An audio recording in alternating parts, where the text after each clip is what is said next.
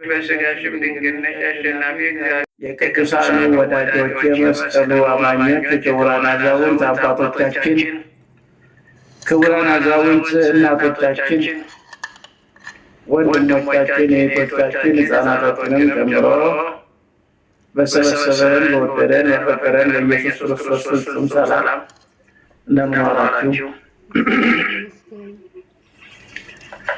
እንደምን አመሻችሁ? እንደምን አደራችሁ?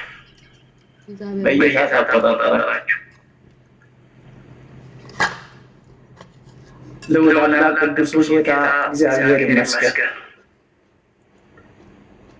ባለዚህ ሰዓት ለዚህ ደቂቃ አምላካችን እግዚአብሔር ያደረሰን ወጥተን በሰላም እንድንመለስ ከእንቅፋት ከመሰናክል የጠበቀ አምላክ እግዚአብሔር ይመስገን።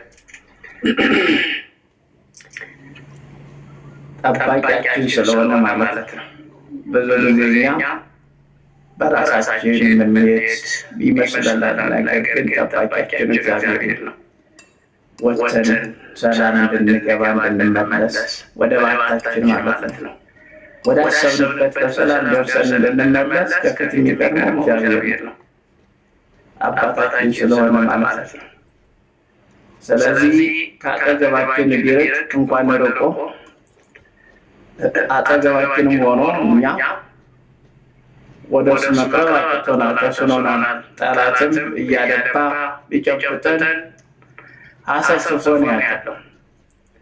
ስለዚህ ጠላት ያው ሰይጣን ነው።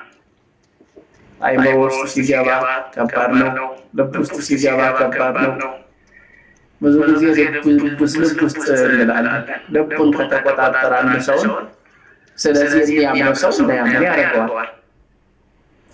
ያ የሚያምን ሰው፣ የሚጸልይ ሰው፣ የሚጾም ሰው፣ ስለዚህ መልካም የሚያደርግ ሰው ልብ ውስጥ ሲገባ ዝም ብለህ ለምትደክሙ ዝም ብለህ ለምትደፋው ሲለው ይልና የጥርጣሬ መንፈስ ይዘራበታል፣ ያሳስርበታል ማለት ነው።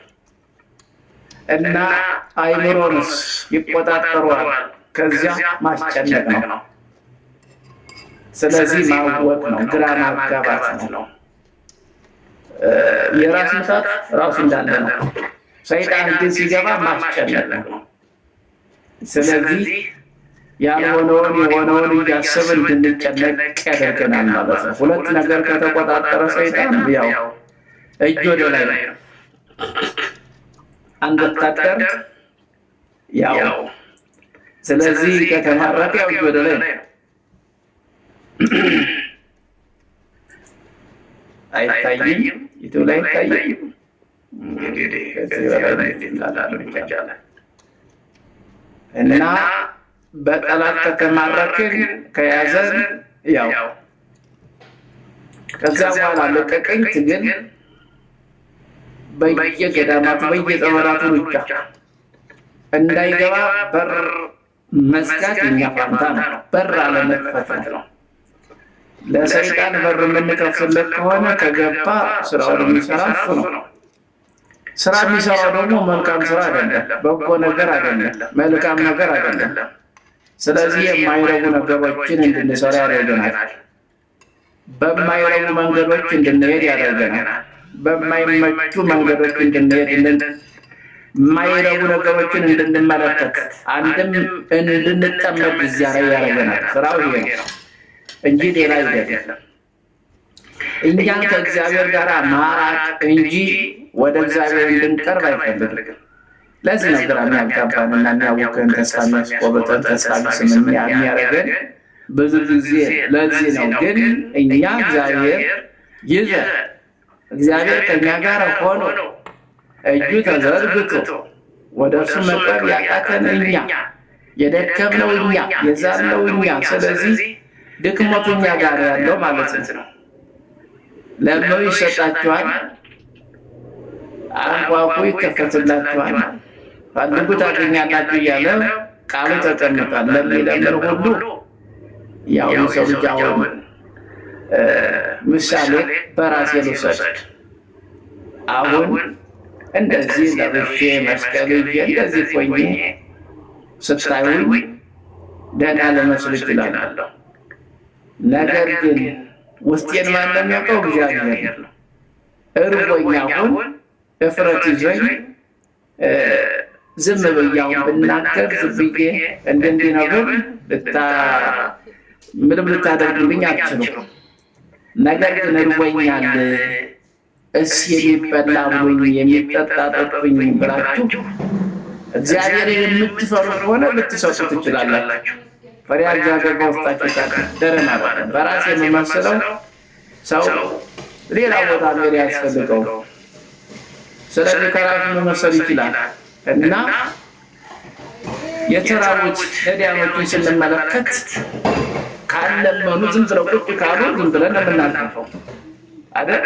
ስለ እግዚአብሔር ካሉ አንድም በትክክለኛ በቤተ ክርስቲያን በሚቀመጡበት እዚያ ጋር ከተቀመጡ አይ እየለመኑ ነው እየጠየቁ ነው ብለን ተመልክተን ልባችን ይራራል ማለት ነው። እጃችን ይሰጣል ማለት ነው።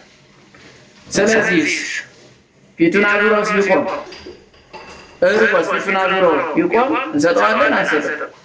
አዙሯላ እና እግዚአብሔር ሁልጊዜ እጁን ዘርግቷል። እኛ ግን መለመን ተስኖናል ማለት ነው። ደክመናል። ቸልተኝነቱ፣ ግዴለሽነቱ አጥቅቶናል፣ ዝለናል ማለት ነው። ስለዚህ እግዚአብሔር ከእኛ ጋር ከሆነ የሚቃወመን ጠላት፣ የሚጻረረን ጠላት ማሸነፍ እንችላለን። ጠላታችን ያው ሰይጣን ስለሆነ ማለት ነው። እና ድክመት፣ መንፈሳዊ ዝለት፣ መንፈሳዊ ድክመት እንዳንደክም ነው። አሁን የስጋ ድክመት አይደለም፣ መንፈሳዊ ድክመት አለብን፣ መንፈሳዊ ዝለት አለብን። ብርቱ የነበርን ሰዎች አሁን ስንመለከተው ራሳችንን ስናየው ደካማ አልሆንም። በፊት ጎበዝ የነበር ቤተክርስቲያን ጠዋት ማታ የምንሄድ የነበርን ሰዎች ዛሬ ግን አላስጠላንም። ወንጌሉን ለማድመጥ የነበረን ጉጉት፣ መንፈሳዊ ጉባኤ ለመሳተፍ የነበረን ጉጉት፣ ስለዚህ ዛሬ አልሰለቸንም። የምናዳምጠው መንፈሳዊ በፊት መንፈሳዊነታችን ጠንካራ በነበርንበት ጊዜ፣ አሁን ግን ያ ሁሉ ጠልተናል። አንድ መምህር ብቅ ሲል እንተወዋለን፣ እናልፈዋለን፣ አናዳምጠው። እንደጀመር እናደርግና ጥለነው ወደ ሌላ ቦታ እንገባለን ማለት ነው። ይሄ የመንፈሳዊ ዝለትን ያመለክታል ማለት ነው፣ መንፈሳዊ ድክመት። ስለዚህ ያ መምህር የሚያስተምረው እግዚአብሔርን ቃል ነው። በእሱ ላይ አድሮ የሚያስተምር እግዚአብሔር ነው፣ የሚመክር እግዚአብሔር ነው፣ የሚገስጽ እግዚአብሔር ነው ብለን ሳንረዳ አይ ብለን ጥለነው እንወጣለን ወደ ታች ወይም ወደ ላይ። ስለዚህ የላይኛውን ለማየት ምን አለ እያለን የምንሄደው። ስለዚህ ታዲያ መንፈሳዊ ዝለትን ያመለክት፣ መንፈሳዊ ድክመት፣ ቸልተኝነት። ያ ብርቱ የነበርን ሰዎች መዝሙሩን ስናዳምጥ የነበረን ጉጉት፣ ዛሬ ግን መዝሙሮቹ ጠልተን፣ መዝሙሮቹ ሰልችቶን ወደ ተለያዩ ነገሮች፣ ወደ ዘፈን፣ ወደ ዳንኪራ አልገባንም። ሰው ራሱን መፈተሽ ይችላል። ራሱን ሲመለከት ያ ብርቱ የነበረው ጎበዝ የነበረች ወይም የነበረ፣ ስለዚህ ያው ሲመለከተው ሲረዳው ምንድን ነው እስካሁን የሆንኩት? ምን ሆኜ ነበር? በፊት እኮ ጎበዝ ነበርኩ ምን ሰዎች እኮ ነው። ስለዚህ መንፈሳዊ ዝለት አለብን፣ መንፈሳዊ ድክመት አለብን። መንፈሳዊ ዝለት እንዳያገኘን መንፈሳዊ ድክመት እንዳንደክም ቅዱስ አምላክ ኃይልን ይስጠን። ኃይልን በሚሰጥ በክርስቶስ ሁሉን እችላለሁ ብሏል። ስለዚህ ሁሉን ስላልቻለን ማለት ነው። እንቅፋት ሲመጣን ወይ እኔ እኮ ጾም ስለጾምኩ ነው፣ ጸሎት ስለጀመርኩ እኮ ነው፣ የሆነ ሰናክል የገጠመኝ የምንል ሰዎች የለን አለን እኮ። እኔ እኮ ቤተክርስቲያን መሄድ ከጀመርኩ በኋላ እኮ ነው እንደዚህ ያለ ፈተና የደረሰብኝ። አንድ እንደ ጸበል እኮ ከጀመርኩ ጀምሬ እኮ ነው ፈተና የደረሰብኝ። ሁለት እንደ ጾም ከጀመርኩ አስራት በኩራት ሳወጣ እኮ ነው ገንዘብ ሁሉም ያልኩት። ስለዚህ ወገን አስራት በኩራት ማውጣት ማለቅ አይደለም፣ በእግዚአብሔር ዘንድ ማስቀመጥ ማለት ነው። ነፍስ ትጠራለች። ስትጠራን ጊዜ ምን ሰራሽ አንቺ ነፍስ ተብላ የምትጠየቀው ነፍስ ናት፣ ስጋ አይደለም። እና ቤተክርስቲያን የምንሄደው ለራሳችን ጥቅም እንጂ ለእግዚአብሔር ብለን አይደለም። ለራሳችን የትም ብንሄድ፣ የትም ገዳምን ብንሄድ ለራሳችን የታመሙ ሰዎች ለመዳን ለመፈወስ ነው አይደል? ስለዚህ ለራሳችን ጥቅሙ ለራሳችን መሰናክል እንቅፋት ሲመጣን ወየው እንደሆነ እኮ ጸሎት ባልጀምር ይሄ እንደ ብዙዎች አጋጥመውኛል እኮ ጸሎት ስለጀመርኩ ነው የሁሉ ፈተና የደረሰብኝ ያሉ ሰዎች አሉ። ዛሬ ቆም ብለው ሲመለከቱት ጸሎት ከእግዚአብሔር ጋር የምንገናኝበት ድልድይ ነው፣ በረከት የምናገኝበት ነው። ቀላል አይደለም። ምን የሚዋጋን ጠላት እኛን ብናየውማ 24 ሰዓት ተንበርክከን እንጸልይ ነበር፣ ግን አናየው። ሰይጣኑን አጋንንቱን ጋኔሉን እናየዋለን። የሚወረወረው የሰው ልጅ የሚልከው ሂድና አስጨንቃት፣ አስጠብባት፣ ትዳራቸውን በታትናት፣ እንዳሰራ አድርጋት፣ አሰናክላት። እንዲሁ በየከተማው ስንመለከት አንድ ታክሲ የማይችለው ድርቶ ተሸክበው የሚዞሩትን ሰዎች ስንመለከታቸው ይሄ ምን ስራ ነው? የሰው ስራ። ስለዚህ ሰው በቃ እንዲንከራከት አድርገው ተብሎ ሰይጣን ታዟል። ያን ሰው እያንከራትተዋል። አያችሁት? እና ከእንደዚህ ያሉ ከማይታዩ አጋንንቶች ጠባቂው እሱ ነው። ግን የእኛ ልመና ያስፈልጋል፣ የእኛ በርታት ያስፈልጋል። ወደ እሱ ስንቀርብ ነው የሚቀርበን። ርቀን ነው እንዴ የሚቀርበን? አይደለም። አንዳንድ አባባል አለ እግዚአብሔር የማያውቀው የለም እንልና ግራችን ዝግት አድርገዋል እናቶች አባባል። እግዚአብሔር የማያውቀው የለም። ቡናቸው እንኳ እያደረጉ ሄደው ተባርከው በረከት አግኝተው ልጆቻቸው እንዲባረኩ አድርገው መምጣት ሲቻሉ እግዚአብሔር የማያውቀው የለም ይላሉ፣ ይቀራሉ። ካላመኑ በስተቀር የሰው ልጅ እግዚአብሔር ቤት ጠዋት ማታ ሄዶ መመለስ አለበት። ዛሬ ለሁላችሁም ትምህርት የሚሆን አንድ ምሳሌ ብቻ ሳይሆን ያው እንደ ምሳሌ ላይ ሰው አንድ እህታችን እንግዲህ ንስሐ ልጅ ናት። ጓደኛዋን ትመክራታለች፣ ትነግራታለች። እና ምንድን ያለቻት ሄዳ ስትጠይቅ ገንዘብ ክፈይ ተባለች። እንግዲህ ንስሐ ለመግባት ገንዘብ ክፍያ ይሄ ነው። አንዳንድ ደካማ አስተሳሰብ ያላቸው እንግዲህ በገንዘብ የተጠመዱ የገንዘብ ሱስ ያደረባቸው ሰዎች ያው አባቶችን መልካሞችን አባቶች ያሰድባሉ ማለት ነው። እንዳይችል ይቺ ሴት ጓደኛዋን ታናገራለች፣ ንስሐ ለመግባት ገንዘብ ክፈይ እያሉ። ስለዚህ ለቄደርስ እሱም ትከፍያለሽ ብለውኛል አለች። እናት ስታማክራት ከዚያ ግልጽ አስቀመጠችልኝ፣ ገንዘብ ክፈይ ያሉኝ አለች። እና እንደው ምን ይሻላል ብላ ቀረበችልኝ። እንደው ሰጧታል እንደ ነው ምናምን ስትል እሱ ችግር የለም እንግዲህ ብርታት ካላት ጥንካሬ ካላት አልኩና ተነጋገርን። ያው እንደምታውቁት አንዳንድ መሰናክሎች ገጥመው ነበር፣ ፈተናዎች።